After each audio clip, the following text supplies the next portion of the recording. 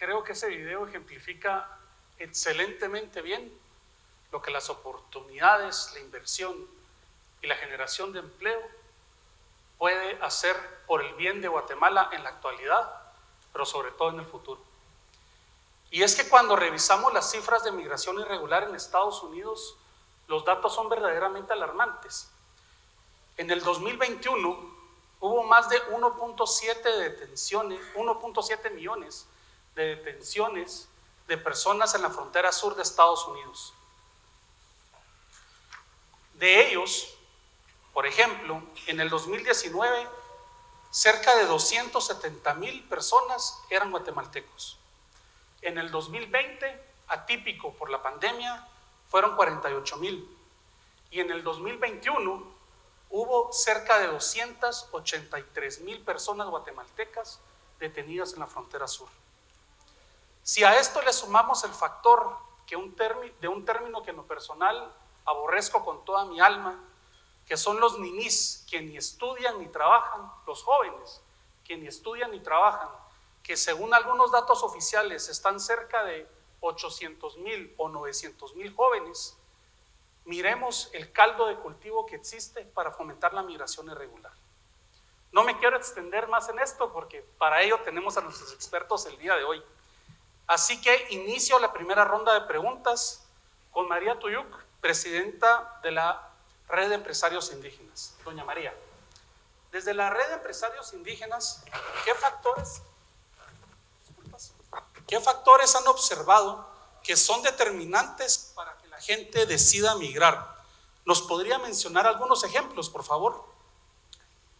Muy buenos días a cada uno. Sacar Chinimaleji Bonogel. Yo quisiera pedirle a los abuelos y abuelas dueños de la energía del día de hoy, según nuestro calendario maya, la Jauqueme, agradecer la oportunidad, a la invitación de poderme dirigir a ustedes y traer a este escenario la voz de lo rural, de la población indígena y de la mujer cacif. Aquí hoy estamos listos para poder compartir algunas de las ideas. Yo quisiera centrarme en tres factores importantes que desde mi punto de vista responden de alguna manera a la inquietud que nos planteaba. Una de ellas, y es con la que quisiera comenzar, y es lo que se reflejaba también en el video, que Guatemala es un país de Ajmitij Binek, que en mi idioma significa una persona inquieta, emprendedora, que no cierra sus sueños, al contrario, se levanta todos los días con entusiasmo y se prepara para todo terreno. Y esa característica individual del guatemalteco hace que genere, que sea atractivo para ser mano de obra o generador de riquezas para otros países. Es decir, tenemos un capital humano que está preparado para sembrar, para hacer limpieza, para producir, para generar justamente esas condiciones. Y aquí me paso al segundo elemento, de aquellos países que necesitan de ese talento humano. Es decir, que no solamente el recurso humano está preparado y capacitado, pero también hay un país que recibe, que necesita esas condiciones porque no las encuentra en su país. Y entonces significa que estamos generando oportunidades para que ese talento humano se vaya a trabajar en otro país. Hay las condiciones. ¿Y por qué es importante hacer estas dos relaciones? Primera, porque en el mundo cultural y de población indígena en lo particular, se va de boca en boca. Es decir, cómo yo puedo tener éxito, comparto mi éxito, y si me fue bien en Estados Unidos, significa que a mi vecino, a mi hermano, a mi primo, también le puede ir bien, y esto se convierte en un atractivo para poder motivarse a poder migrar. pero las condiciones, o sea, al llegar allá también encuentra esa oportunidad. Y si yo estando, tomando el ejemplo de Estados Unidos, si yo estoy en Estados Unidos y yo comparto con mi familia que me fue bien y además siguen solicitando más empleo, lo conecto, lo hablo y entonces genero la condición. Pero también me parece importante mencionar que dentro de esas oportunidades también tenemos que hablar de la parte negativa, y la parte negativa en nuestro contexto guatemalteco significa que no encontró la oportunidad en su país por diferentes razones. Y en este caso, desde nuestra experiencia y desde nuestro análisis en la red de empresarios indígenas, hay factores que determinan la decisión de poder migrar. ¿Cuáles son esas condiciones? Las condiciones de pobreza. Hay comunidades indígenas, hay familias indígenas que solo tienen un tiempo de comida. Entonces, frente al hambre y frente a la desesperación, toman la decisión, aún así sepan que es difícil el recorrido, toman la decisión de irse. Ese es un factor determinante. Otro factor determinante es, por ejemplo, el sobreendeudamiento que hay en algunos casos. Hacen préstamos y esos préstamos no somos capaces de hacer la devolución porque no tuvimos un análisis financiero, porque no sabemos cómo manejar los sistemas de crédito, hipotecamos la cuerdita de terreno que tenemos, la perdemos y esas condiciones nos ahorían a tomar decisiones. ¿Cuáles otros elementos influyen? Y quizás en este caso a veces se nos olvida tomar en cuenta esos factores, y es que hay grupos de interés que sí motivan a que uno migre. Entre paréntesis podemos mencionar a los tradicionales coyotes. Es decir, hay un interés de personajes, de personas o de redes que están interesados en motivar porque genera para ellos un negocio. Entonces, ese factor determinante que tiene que ver con seguridad, que tiene que ver con el sistema estatal y su respuesta frente a la problemática, está generando también esa condición. Y otro elemento importante es el tema del miedo. ¿Por qué hablo del miedo? Porque en las comunidades indígenas, y a veces nos cerramos los ojos, del aumento de la criminalidad o del crimen organizado insertados en comunidades indígenas. Entonces, en muchos casos hay extorsiones, hay casos extremos que se han documentado en donde llegan personajes extraños a la comunidad, en donde se establecen, amenazan a la familia, si no les dejan su casita, su terreno, los matan. Y entonces ese temor también está incidiendo para que migren a las ciudades o a otro país para este tema.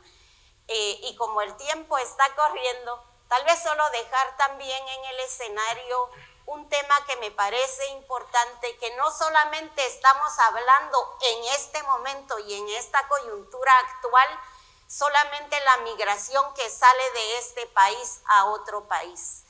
¿Qué sucede? Y no lo hemos abordado, aquella migración que cruza Guatemala para poder emigrar a otro país, que se queda en este país, que está generando cierta condición para que no solamente ahora debamos de atender la necesidad de empleo, de subsistencia de estas personas, sino además está eliminando el talento humano que podría ser un factor determinante para la economía de este país.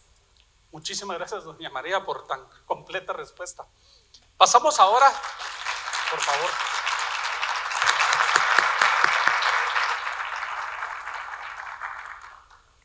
Pasamos ahora con Carlos Amador, presidente del Consejo Económico y Social de Guatemala. Don Carlos, considerando que el CES es un espacio de diálogo social, permanente entre los actores productivos del país, entiéndase trabajadores, empresarios y cooperativistas, ¿qué coincidencias sobre este tema se han identificado como detonantes de la migración? Y si también nos podría mencionar algunos ejemplos, por favor. Buenos días a todos, muchas gracias por la invitación. Hiciste una introducción de qué es el CES, es decir, ahí en el CES nos juntamos los tres sectores, los integrantes del sector productivo, sindicalistas, cooperativistas y empresarios, con un fin. Y el fin que tenemos es asesorar al Estado en la generación y formulación de políticas públicas en aspectos económicos y sociales. Menuda tarea, por decirlo así. Y bueno, conociendo la diferencia de opiniones que se percibía que existía entre los tres sectores, la sorpresa fue que a final de cuentas pensamos y tenemos muchísimos puntos en común, y un elemento que nos preocupa es el Estado. La gobernanza del CES también pide que las opiniones que el CES emita sean en consenso. Eso quiere decir de que lo que yo voy a decir hoy está basado en publicaciones y opiniones que el CES ha emitido, donde los tres sectores están diciendo amén. Cuando nos pusimos a ver qué queríamos hacer y cómo podíamos trabajarlo, nos comenzamos a hacer una serie de preguntas. Y una pregunta inicial que es aspiracional o también es inspiracional, y se la hacemos a diferentes interlocutores y decimos, ¿qué país queremos?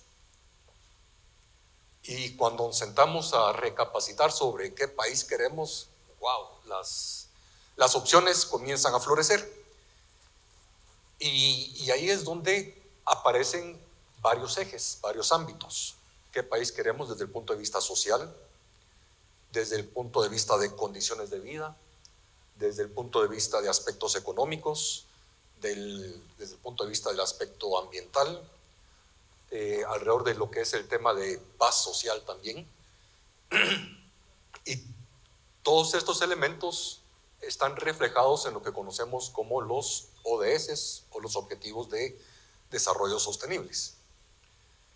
Y cuando nos pusimos a hacer este estudio y generamos diferentes eventos alrededor de esto, identificamos que la respuesta de cada quien al qué país queremos varía mucho.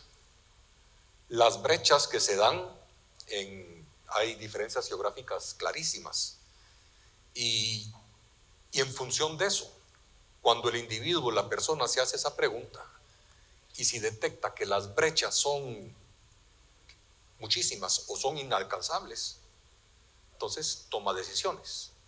Y una decisión es, aquí no puedo realizar mis sueños, o aquí mis hijos no van a tener las oportunidades que yo quisiera o el futuro que yo quisiera para ellos, y entonces pasa el switch y cae presa de las redes que mencionaba María. Es decir, toma la decisión de emigrar.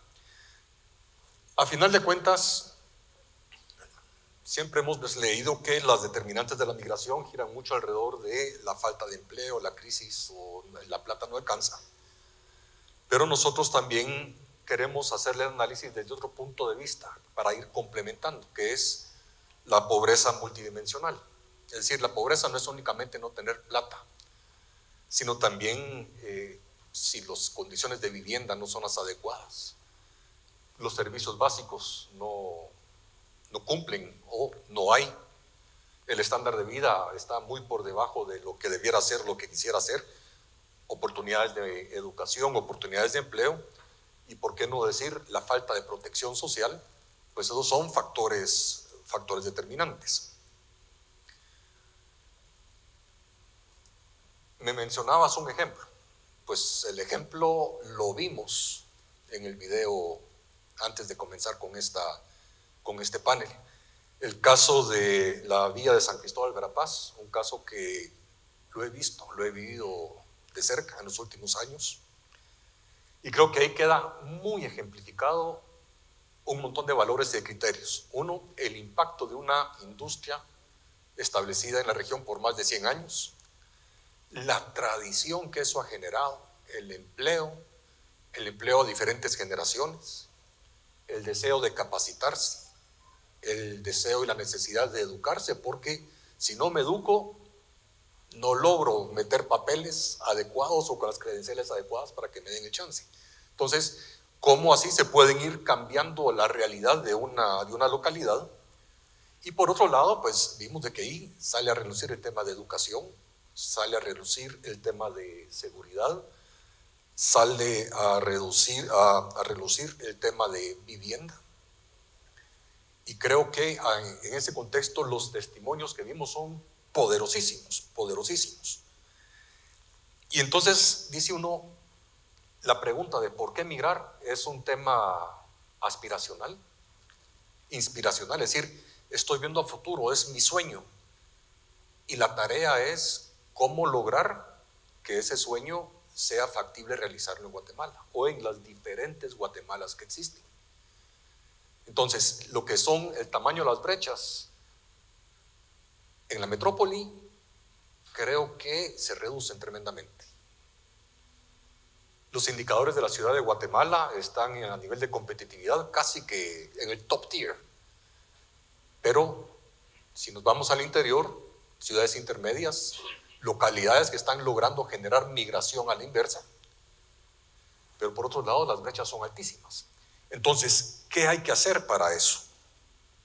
Y la tarea nosotros la vemos como que es reducir las brechas de los ODS, es decir, cómo comenzar a abordar todos esos temas.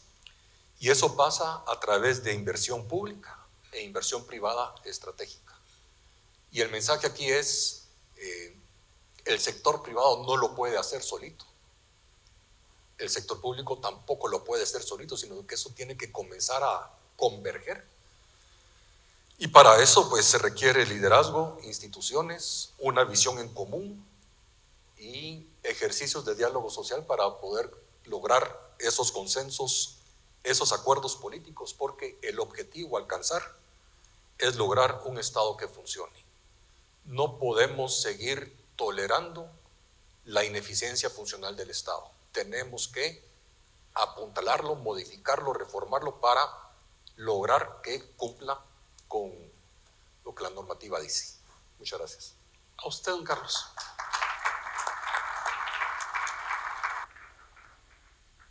Me quedo unificar esfuerzos y lo conecto con el primer panel que un panelista también lo mencionó. Creo que es una tarea pendiente que estamos sacando como las primeras conclusiones de este. Con Alejandro Martínez, enlace político del Organismo de las Naciones Unidas de la Migración, OIM. Alejandro, desde la OIM, ¿qué tendencias migratorias se han observado en los últimos años, no solo en Guatemala, sino también en la región? Y nos puedes compartir algunas cifras, porque sabemos que maneja muy buenas cifras. Gracias.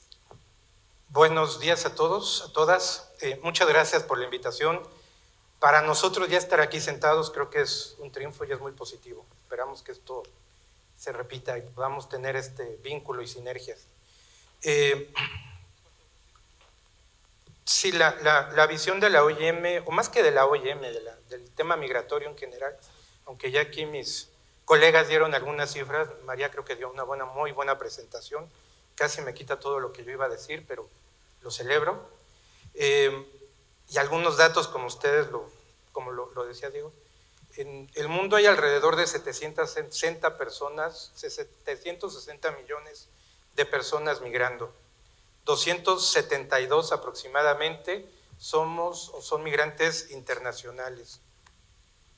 Y de estos casi 2/3 partes son migrantes laborales, lo que implica una condición de la realidad del tema migratorio en general en el mundo.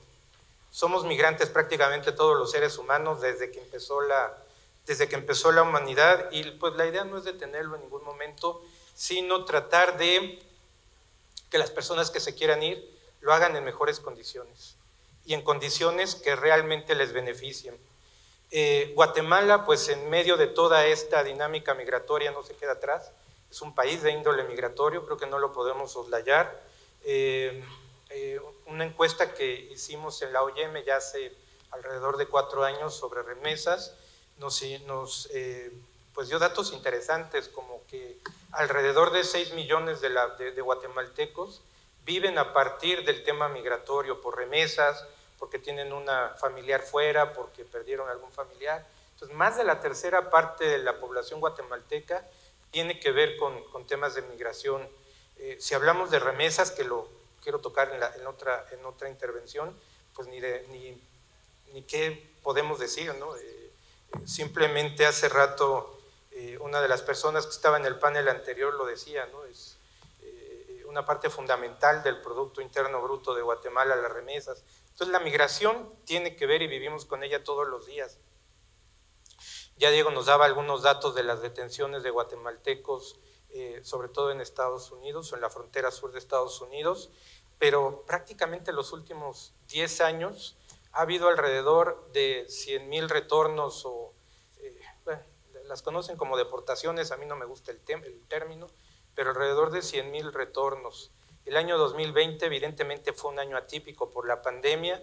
El año 2021 empezó a subir otra vez, alrededor de 65,000 retornos. Este año vamos, según cifras del IGM, del Instituto Guatemalteco de Migración, 15,000 en enero y febrero. Entonces, evidentemente esto pues, va a subir. ¿Por qué migran las personas? Pues es un tema multidimensional, pero yo me atrevería a encerrar todo esto en que las personas buscan mejores condiciones de vida. ¿Qué son mejores condiciones de vida? Pues yo creo que cada uno de nosotros tenemos una concepción de eso, o simplemente el tener recursos para mantener a nuestra familia, o algo en desarrollo profesional, o conseguir incluso un viaje para conocer otro país. Amén de esto, y María lo comentaba muy bien, aquí en Guatemala cuando se habla de la migración, y lo entiendo porque es un tema muy, muy importante, parece que siempre hablamos de guatemaltecos retornados o guatemaltecos que migran, pero cada mes pasan varios miles de personas de muchas nacionalidades por aquí. Lo vimos hace unos años con estas, y yo no sé por qué en el tema migratorio tendemos a hacer esa terminología a veces tan simplista, ¿no? Con las famosas caravanas, que también un término que yo creo que no lo deberíamos de manejar, pero bueno, estas migraciones masivas, principalmente con personas que venían de El Salvador, aunque ahí venían de muchas nacionalidades, incluso de Sudamérica, de Asia, de África, del Caribe, muchísimas nacionalidades, y se veían aquí en Guatemala porque fue o es el último punto antes de llegar hacia el norte. Y evidentemente Guatemala tiene que responder a todo esto. Entonces, en esa visión, en esa fotografía de lo que es el tema migratorio en Guatemala, creo que debemos de poner todos estos componentes para tener como les digo, una imagen, una fotografía más real de lo que está pasando por estas latitudes. También algo bien interesante y que celebro, que se mencionen los Objetivos de Desarrollo Sostenible. Creo que es una brecha que tenemos, o son brechas que tenemos que tratar de disminuir, precisamente para que las personas tengan mayores oportunidades de vida. Yo me atrevería a decir, dentro de esta concepción que hemos podido ver, o dentro de esta visión, y les digo, más allá de la OIM, creo que es algo más generalizado.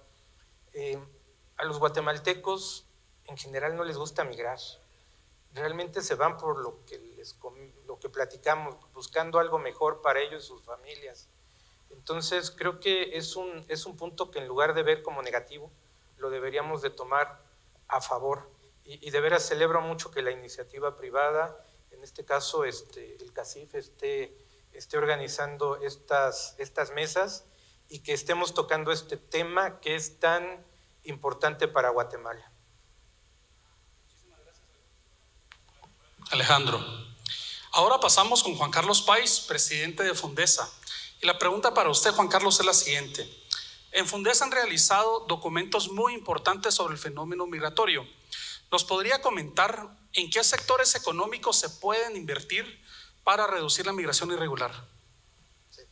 hay bastante información ahora sobre lo que es, por qué migran los guatemaltecos, y hay muy escasa información sobre por qué importan guatemaltecos los estadounidenses. Pero si uno ve la relación de la oportunidad de lo que ha pasado en los últimos 5 años, la brecha entre el salario mínimo en Guatemala más o menos es de 3 a 4 dólares a la hora, pero hay comunidades que están ganando 25, 50 centavos la hora.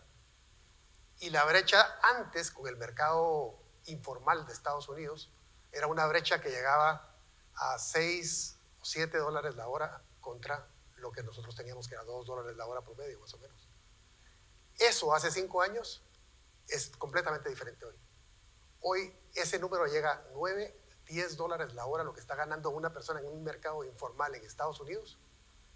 Y en Guatemala ha mejorado, ya es como 3 o 4 dólares, tal vez 5 dólares la hora lo que puede ganar una capital aquí, pero aún no ha tenido la repercusión a nivel nacional porque las condiciones de producción no son iguales a nivel nacional. Entonces ese aumento de la brecha no lo tenemos medido y creo que es algo que deberíamos de reflexionar para el futuro, porque la demanda se ha calentado, ahí está bien fuerte. Sobre la oferta tenemos cierta claridad. La claridad es 9 de 10 guatemaltecos migran porque quieren mejorar sus ingresos. La oportunidad la transmiten a una calidad de vida, a una calidad de ingresos, y esos 9 de cada 10 guatemaltecos hemos identificado. Ahora recientemente Fundesa tiene la capacidad de poder medir el PIB per cápita en un municipio y está directamente relacionado cómo es el ingreso per cápita de los municipios con cuál es la migración que ese municipio está sacando. Entonces, a la larga, lo que necesita un país para mejorar sus ingresos es inversión, y lo que necesita un migrante para no irse es inversión. Es exactamente lo mismo, la relación es directa, y el plan de competitividad local de cada uno de los municipios tiene que ir alineado con eso. ¿Qué hicimos con el grupo de empresarios que se hizo el Guatemala no se detiene? Se analizó con McKinsey cuáles eran las condiciones que ya tenía Guatemala que lo podían diferenciar del mercado de Estados Unidos, del mercado de Centroamérica, y que podían posicionar un crecimiento de 2.5 millones de empleos en 10 años. ¿Cuáles son los sectores? Yo creo que ya los hemos manejado mucho aquí, ¿verdad? Pero para que no se me olviden, el sector farmacéutico, los aparatos médicos, las manufacturas electrónicas, el BPO y ITO. Esas oportunidades son reales. Se ha estado trabajando el último año en la oficina de atracción de inversiones con la Hexport y con las autoridades del sector público. Y cuando uno, digamos, estamos aterrizando exactamente cuáles son las empresas que hay que traer al país y estamos entrevistándolas. Y tuvimos la oportunidad de entrevistar una inversión japonesa, algunos de ustedes estuvieron presentes en esa reunión, y es una empresa que tiene 300,000 empleos a nivel mundial. Y no conocía Guatemala y tiene 52 plantas alrededor del mundo. Tiene plantas en Honduras, en Nicaragua, en Jamaica, en República Dominicana. Y tenían que decidir entre República Dominicana, Panamá y Guatemala sobre 20,000 empleos. Y cuando vieron Guatemala dijeron, no entendemos por qué no sabíamos que estaba Guatemala disponible, porque se ve mejor que muchos de los demás países que están. Entonces dijo, vamos a empezar con una inversión de 10,000 personas, 100 millones de dólares. Y en la reunión le pudimos preguntar, ¿qué necesita hacer Guatemala? ¿Cuál es la agenda que tenemos que tener para que usted ponga una segunda planta y la hagamos de 20,000? 10,000 empleos en Guatemala significan 1,000 millones de quetzales de ingresos a una comunidad de 10,000 personas en un lugar del país al año. 1,000 millones de quetzales al año. Eso es lo que va a gastar en planilla una empresa que tenga 10,000 empleos. Y él dijo, miren, los siguientes 10,000 empleos necesito ingenieros. ¿Cuántos ingenieros puede producir Guatemala? Y eso a mí me impactó mucho porque eso es una agenda nacional de competitividad. Es agarrar al inversionista y es decir, yo quisiera que usted se pusiera en este lugar lo quiere a usted aquí, y estos 10,000 empleos, yo sé lo que van a generar para mí y estoy agradecido con eso. Y mi agenda va a ser producirle a usted el número de ingenieros que usted necesite en este lugar. Y creo que ese tema de lo que la inversión impactaría al resto del país, lo tenemos claro en la ciudad capital. La ciudad capital es una máquina, está creciendo al 18% el ingreso per cápita el año pasado. Pero necesitamos que haya confianza y no tenemos las condiciones de confianza ni las condiciones de competitividad en algunos lugares, pero donde sí lo tenemos que aprovecharlos y tener una agenda corta para poder atacar a los inversionistas con ideas, con propuestas, con parques industriales y con un futuro para lograr esos 2.5 millones de empleos formales. Muchas gracias, Juan Carlos. Yo creo que lo que usted dice, por favor, es muy revelador en que 9 de cada 10 personas migran por aspectos económicos, contrario a lo que nos han hecho creer algunos otros estudios o personas. Paso ahora a la segunda ronda con Alejandro nuevamente. Desde tu punto de vista, ¿qué puede hacer el sector privado o el sector empleador para reducir la migración irregular en Guatemala? Yo creo que puede hacer mucho, igual que en una sinergia con toda la sociedad guatemalteca y, como alguien lo decía en el panel anterior, todo el Estado guatemalteco. Evidentemente, como platicábamos y como lo hemos visto, y estoy totalmente de acuerdo, la mayor parte de las personas se van, como les digo, porque están buscando mejores condiciones de vida.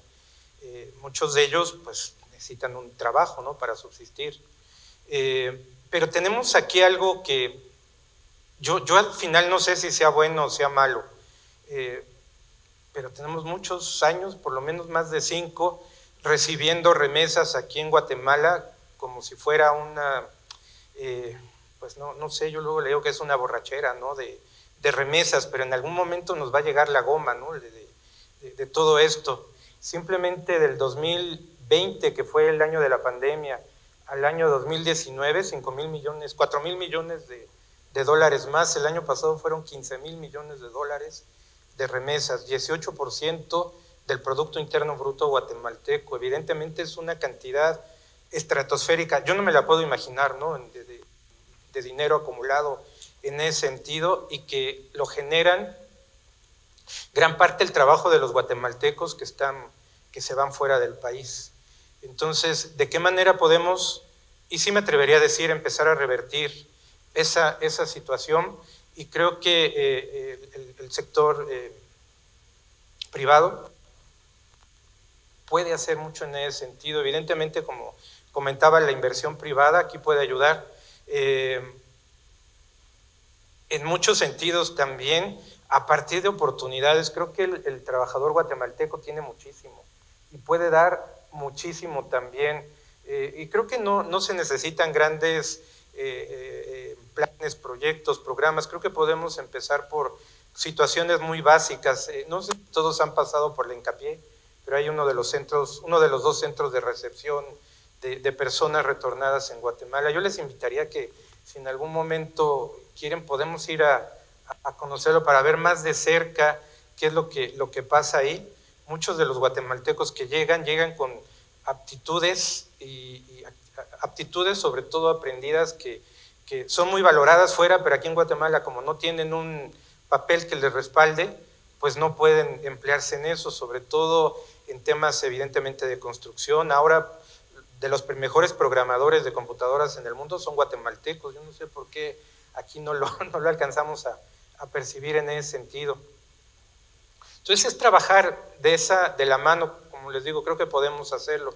Ya hay algunos esfuerzos como el de Fundesa, el Guate Te Incluye también, que es otra plataforma interesante para vincular a estas personas que regresan con el sector privado. Y sobre todo, ya hace rato lo decía, se me fue el nombre del joven que estaba aquí, fijarnos mucho Gabriel, en la juventud.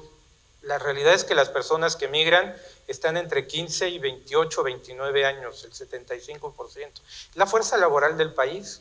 Entonces creo que es responsabilidad de todos, no detener por la fuerza, porque insisto, el que quiera irse se va a ir, pero que se vaya en buenas condiciones, y el que se quiera quedar, que se quede. Hace rato también nos hablaban un poco de las condiciones de cómo es Guatemala. Pues Guatemala es que su gente refleja, y lo que muchas de estas personas que se van, traen e incorporan también a Guatemala. Entonces, si estamos de acuerdo con eso, pues que siga así. Si no, pues creo que en nuestras manos está poder ayudarle a todas estas personas para que, insisto, el que se quiera ir se vaya en buenas condiciones y el que se quiera quedar también tenga esa oportunidad. Platicábamos de los objetivos de desarrollo sostenible. El objetivo 17 habla de la cooperación, creo que es algo muy importante. Aquí también les hago un anuncio, el Pacto Mundial sobre Migración, que a Guatemala lo adoptó prácticamente desde el inicio, hace un poco más de 3 años, son 23 objetivos, y parte de esos objetivos habla precisamente de la inclusión de la iniciativa privada. Nosotros como OIM, como Organización Internacional para las Migraciones, ya tenemos un capítulo abierto para cooperación con la iniciativa privada en los países. No era algo que quizá teníamos muy claro, ahorita tenemos mucha más claridad, prueba de ello es que estoy aquí sentado. Entonces, yo sí los invitaría, si no es por medio de la OIM, por medio de otras instancias. Aquí está la señora María, Fundesa, evidentemente nosotros, que pudiéramos tener ese acercamiento, que conociéramos cómo es el tema migratorio en Guatemala. Y de verdad, yo sí quisiera dejar aquí esta reflexión. ¿Qué haríamos sin las remesas? Yo sé que esto es políticamente incorrecto lo que estoy diciendo y posiblemente hasta me van a llamar la atención por decir esto. Pero ¿qué haríamos sin las remesas? Pongámonos a pensar ahí, ¿no? Es dinero muy complicado que lleva Guatemala y que pues permite esta estabilidad que tiene el país. Yo me acuerdo una de las primeras veces que estuve aquí en Guatemala en el 2008-2009, el quetzal valía 7.88, 7.90. 10 años después estamos prácticamente igual. Entonces, aprovechemos, creo que ese es un valor agregado que tenemos y que se puede aprovechar. El Producto Interno Bruto de Guatemala va creciendo y mucho de esto tiene que ver con el trabajo que hacen los migrantes, inmigrantes guatemaltecos, inmigrantes que vienen a incluirse aquí en la comunidad guatemalteca. Hay un gran número de salvadoreños que trabajan aquí, de sudamericanos, mexicanos que encuentran oportunidad aquí. Les voy a dar un dato bien interesante. El año pasado, en la última caravana que hubo estaban entrando como 6,000 personas en esa caravana, según datos del IGM. Cuando cerraron la puerta para que porque ya no podían contener a esas personas, 2,000 guatemaltecos, alrededor de 2,000 guatemaltecos no pudieron cruzar a Honduras porque iban como trabajadores temporales a cortar café, caña, en fin, ayudar en estas labores del otro lado. Entonces, algo bueno tiene la migración, que seguimos viviendo y hablando de ella. Yo creo que ya es momento, y ya con esto concluyo, de darle la vuelta y no nada más de pensar como que ahí están los migrantes y acordar de ellos cuando se estrella un camión y se mueren muchas personas, o cuando los secuestran o les pasa algo complicado en el camino, sino es parte fundamental de la sociedad guatemalteca. Si no hubiera este trabajo de estas personas, pues la pobreza creo que aumentaría bastante. Y de veras, ya con esto termino. Hablan mucho de que por qué las remesas son 80-85% de gasto. Pues qué bueno que son 80-85% de gasto, porque sostiene, como ya lo comentaban, muchas de las regiones de muchos municipios aquí en Guatemala. Creo que lo que hace falta, más que decirles a las personas en qué gastarse su dinero, porque yo creo que a ninguno de los que estamos aquí nos gusta que nos digan en qué nos gastemos nuestro dinero, es ayudarles a que ese dinero que llega produzca y rinda más. Platicaba con María hace rato de capacitación financiera, ¿cuántos de ellos tienen acceso a los bancos, por ejemplo? Sé que me estoy extendiendo mucho y discúlpame, pero pues ya estoy aquí, ¿no? Como decimos en mi país, si ya me conoces, ¿para qué me invitas? y ya nada más esto para terminar. Es un tema que creo que qué bueno que se abrió ahorita y ojalá esta puerta no se cierre. Con todo gusto, Alejandro, este es el inicio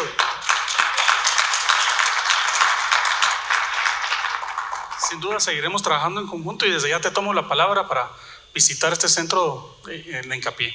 Pasamos ahora con doña María. ¿Qué oportunidades hacen falta en el país o que ustedes hayan detectado para que se puedan generar los empleos en las regiones más afectadas en nuestro país por la migración irregular. Muchas gracias. Bueno, yo creo que es muy importante tomar en cuenta que debemos seguir generando empleo, tal vez no a la dimensión de las empresas de ustedes, pero por ejemplo la red de empresarios indígenas que forma parte también del sector privado, estamos generando nuestro autoempleo, también estamos generando empleo. Un emprendedor, por ejemplo, según nuestras encuestas, ha generado hasta 30 empleos a nivel comunitario, y quizás si eso sumamos en cifras también nos va a dar un total bastante alto, es decir, tenemos que seguir generando empleo. Me parece que hay un elemento que puede ser una oportunidad para Guatemala, y es el tema de fortalecer todo el sistema de cadena de suministros, o cómo las pequeñas empresas también pueden ser proveedoras para las empresas grandes, porque hay una experiencia, digamos, de comercialización y exportación, lo que no tienen las pequeñas empresas, y creo que ese enlace es un aspecto que deberíamos de profundizar. Creo que también es importante adoptar nuevos sistemas productivos, es decir, por ejemplo, ahora un joven del área rural ya no le gusta ir a trabajar en el campo y quemarse en el sol. Y entonces tenemos que empezar a crear nuevos sistemas de atención de ese talento humano. Y ahí sumando también tenemos que adoptar nuevos sistemas, porque los que se están yendo son los hombres, pero hay un capital que se está quedando, que son las mujeres y los jóvenes. Entonces, empoderar económicamente a las mujeres, dotarles de instrumentos, de herramientas para que ese capital que hay en el país la podamos aprovechar para poder seguir generando ese empleo. Y recuérdense que apoyar a una mujer es apoyar a sus hijos, a la familia, a la comunidad, al país, etcétera, ¿verdad? Y por el otro lado también es muy importante que veamos todo el tema del desarrollo de una manera integral. Y aquí lo quisiera aterrizar en un ejemplo muy concreto. Hay mucho debate sobre el tema de la formalización de las empresas y por qué las empresas pequeñas no se formalizan y etcétera. Pero lo quisiera aterrizar con un ejemplo muy concreto. Resulta que para poder formalizarme necesito mi licencia de impacto ambiental o mi licencia sanitaria para poder producir las jaleas que quiero vender en la tienda de la esquina de mi comunidad. Pero tengo un reto impresionante. El sacar la patente o el sacar la licencia no es el problema. El problema es que el sistema me exige tener un laboratorio para que me otorguen esa licencia. ¿Y qué sucede? Tengo una casa de caña, una de lámina que ya se está cayendo, tal vez no tiene drenaje o no tiene agua potable. Jamás me van a dar la licencia. Entonces tengo que optar por decidir si quiero mi casa o tener mi laboratorio. Entonces, ¿qué tenemos que hacer frente a esa problemática de formalización? Tenemos que invertir, y aquí ya hay mucha experiencia entre ustedes de cómo debemos de abordar el tema de ese desarrollo, esa activación económica de manera conjunta. Y ahí entra todo el tema de infraestructura. ¿Cómo mejoro los lugares de producción? Tan sencillo como el otro ejemplo que les quisiera trasladar. Para que mi tejido que yo elaboro en la cocina de mi casa pueda salir y exportarse a otro país y llenen los estándares de calidad, resulta que si tiene humo no lo puedo enviar. Entonces necesitamos que esos lugares de producción también tengan las condiciones, y por eso nos hemos aliado con empresas grandes que están aquí hoy presentes para trabajar en infraestructura vial, para trabajar mejoramiento de vivienda, para trabajar lugares de producción. ¿Para qué? Para llenar los estándares de calidad que necesitamos. Entonces, yo creo que en ese sentido, como ya formamos parte, o ya me la creí, que nos formamos parte de este sector productivo del país, nosotros tenemos brillantes ideas. Y quizás lo que necesitamos hacer es profundizar en el debate.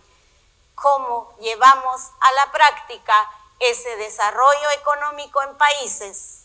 Habemos comunidades, habemos empresarios indígenas interesados en la inversión y seamos socios en el desarrollo.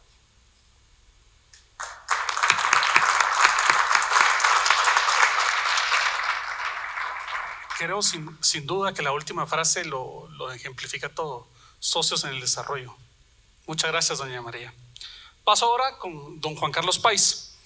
¿Cómo encaja la agenda de competitividad en la reducción de la migración irregular? Roberto Ardón, hace como 20 años estábamos preparándonos para hablar de lo que era la competitividad sistémica. Yo le digo, el problema que tengo con la palabra competitividad es que todos creen que es economía. Y lo sistémico lo hace que sea todo el gobierno, es todo el país, es todo lo que está pasando. Y él me dijo, ponga en su discurso, es la capacidad de hacer cosas. No sé si está reconociendo, Roberto. Pero él me dijo, es la capacidad de hacer cosas que tiene alguien. Y si alguien migra, es porque tiene más capacidades de hacer cosas en el otro lado de las que tiene aquí.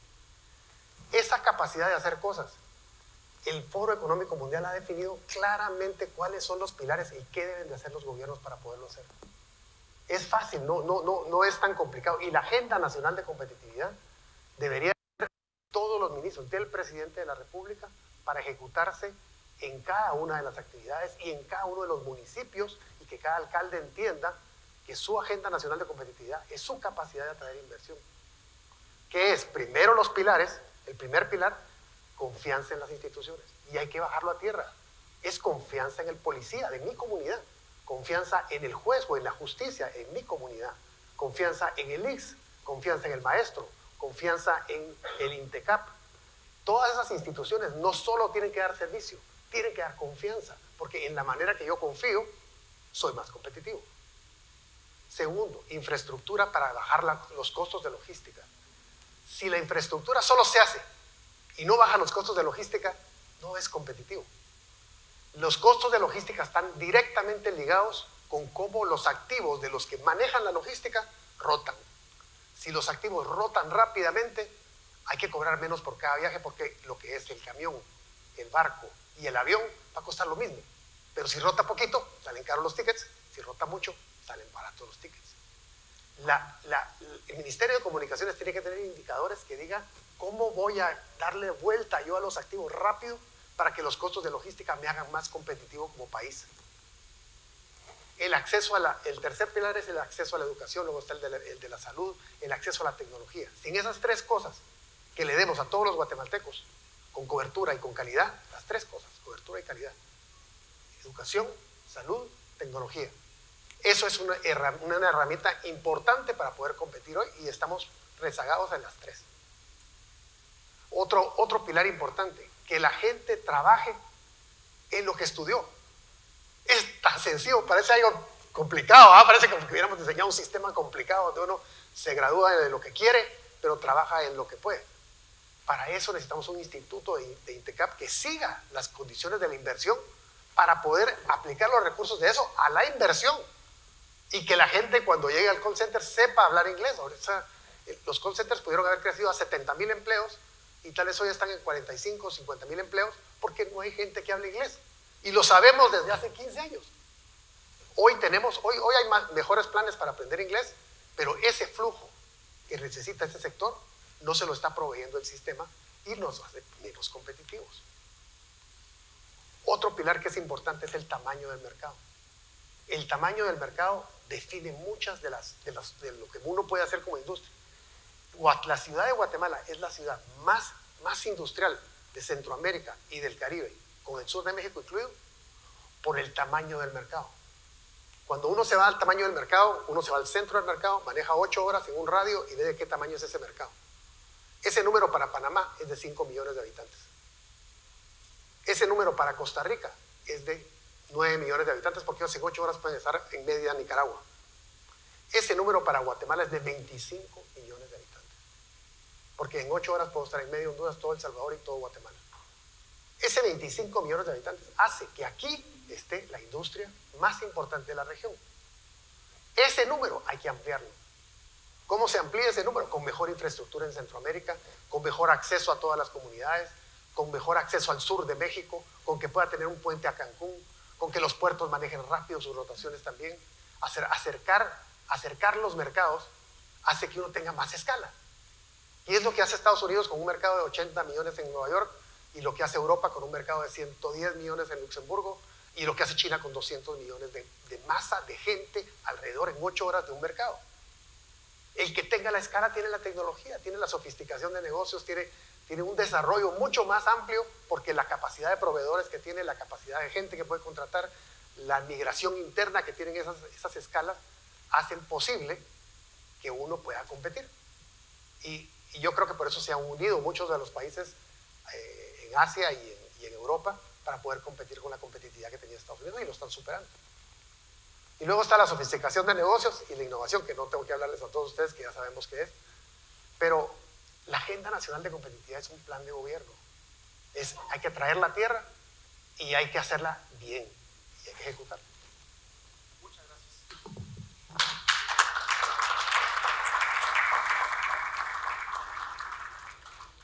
Pasamos ahora con Carlos Amador, presidente del Consejo Económico y Social de Guatemala.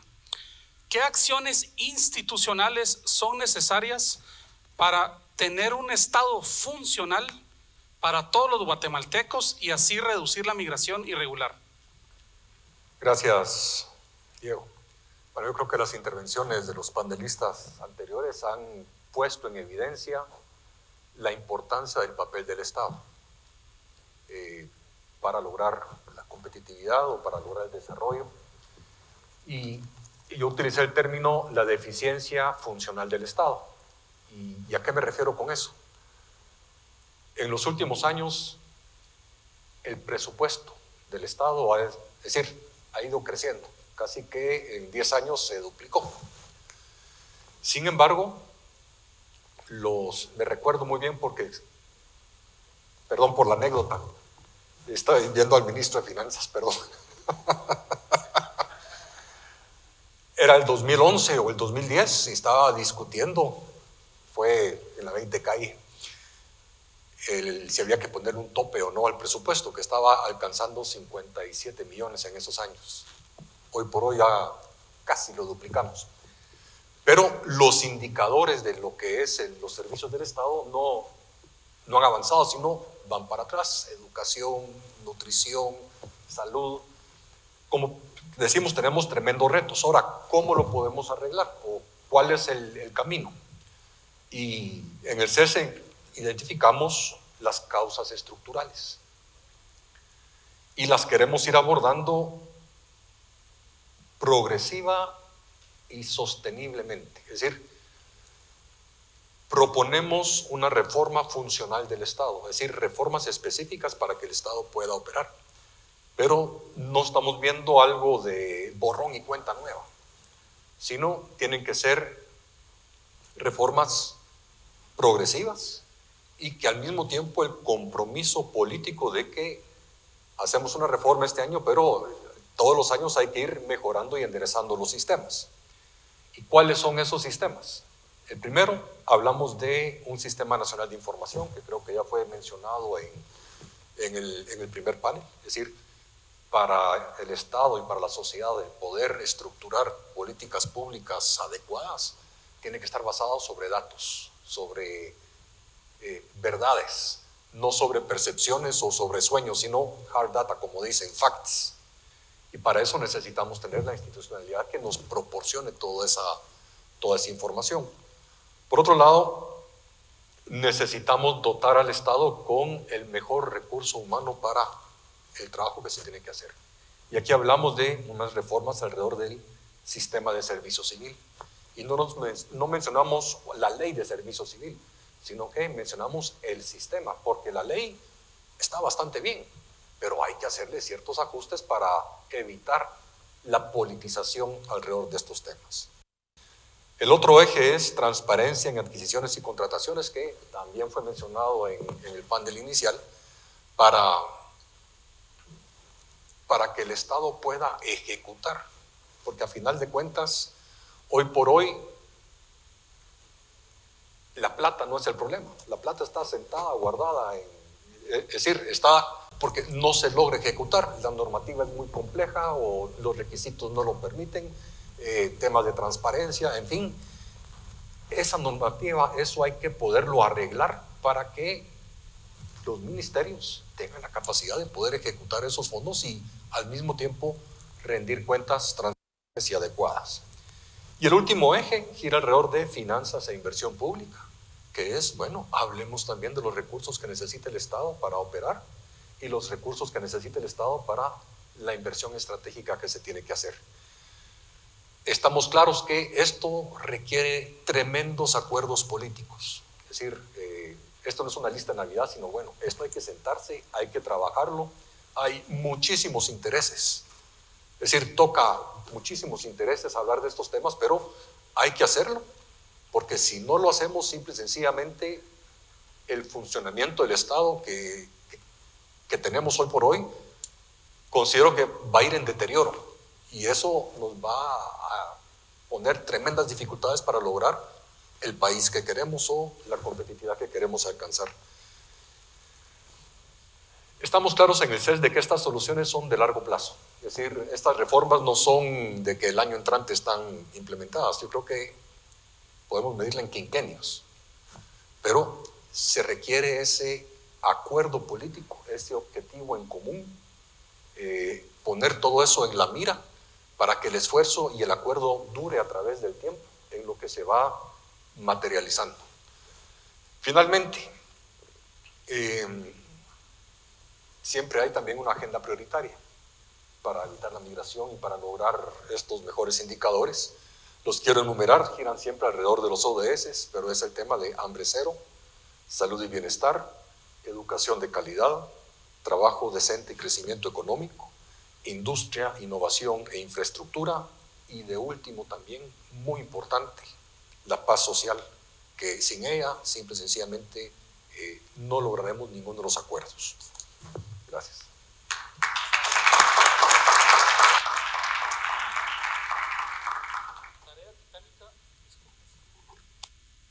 Tarea titánica que lo antes posible. Llegado al final de los minutos que teníamos, pero este panel está tan interesante que no nos podemos ir, y les pido por favor que nos hagan su última intervención en 30 segundos. ¿Creen que podemos? Si podemos en 30 segundos, sé que es un desafío enorme, pero por favor, Alejandro, 30 segundos. Lo has de haber dicho por mí, ¿verdad? Pero está bien, está bien. No todo es negativo, creo que podemos cerrar con algo muy interesante. Guatemala creo que tiene un marco legal muy positivo en temas migratorios. El Código de Migración del Estado guatemalteco de Guatemala es una de las leyes creo que más avanzadas en el mundo. Yo les invitaría a que la conozcan, el decreto 44 del 2016 del Congreso de la República. Habla prácticamente de todo lo que tiene que ver con la migración, no nada más como un mero sistema de ingresos y salidas de personas, sino que habla de guatemaltecos retornados, de personas en tránsito, de Guatemala como un país de destino, facilidades migratorias. Creo que es interesante que lo podamos tener. Tiene un consejo de atención y protección que también yo creo que sería bien interesante que alguno de ustedes pudiera participar alguna vez. Creo que es algo con lo que podemos empezar a trabajar todos de una manera bien interesante. Y ya nada más para cerrar, les digo, no quiero ser todo negativo porque creo que hay cosas muy interesantes y muy positivas. Ojalá en 5 años estemos dándole la vuelta a este tema y no estemos sentados otra vez aquí viendo qué hacemos con la migración y con los migrantes. Y muchas gracias por la invitación. A ti, Alejandro, muchas gracias. Doña María, 30 segundos. Bueno, yo quisiera quizás finalizar con el discurso de inicio y compartirles que estoy completamente de acuerdo en trabajar en la plenitud. Para los pueblos indígenas, desarrollo sostenible y calidad de vida significa plenitud de vida. ¿Y cómo traducimos esa plenitud de vida en acción? El cronómetro ya está activado y ya vamos demasiado tarde. Y no podemos seguir discutiendo sobre cómo y qué hacer si ya sabemos el problema. Me parece que lo que hace falta es tomar acciones. Esperamos que en esos pasos que debemos de seguir dando, sigan escuchando la voz de la mujer, del área rural y de la población indígena, en el que estamos muy decididos y comprometidos a buscar juntos esa plenitud de vida. Muchas gracias por escucharme. Gracias, doña María. Don Carlos. Van a ser 15. Buscar acuerdos políticos que posibiliten las reformas o cambios para alcanzar el país y Estado que queremos. Muchas gracias. Más claro imposible. Don Juan Carlos. A mí me gustaría decirles que ya tenemos un buen plan. Guatemala no se detiene, es un esfuerzo que aquí está Víctor y está el ministro de Finanzas, y es un esfuerzo público-privado que tiene una dirección clara, que tiene una agenda de qué hay que hacer en cada uno de los ejes, y dice, esta agenda de competitividad hay que hacerla. Yo creo que el reto de nosotros está en la sostenibilidad de la competitividad en el mediano plazo. Y para eso tenemos que tomar en cuenta que las brechas, o sea, para que sea sostenible socialmente cualquier cosa en un país, las brechas de los grupos vulnerables se tienen que cerrar más rápido de lo que va creciendo el resto. Y para eso las mujeres, los grupos indígenas y los jóvenes tienen que cerrar sus brechas más rápido de lo que vamos creciendo todos los demás, y eso no es así. Y ese reto lo tenemos entre todos. Muchas gracias. A los panelistas, muchas gracias. Al público por observarnos también. Con esto finalizamos este panel.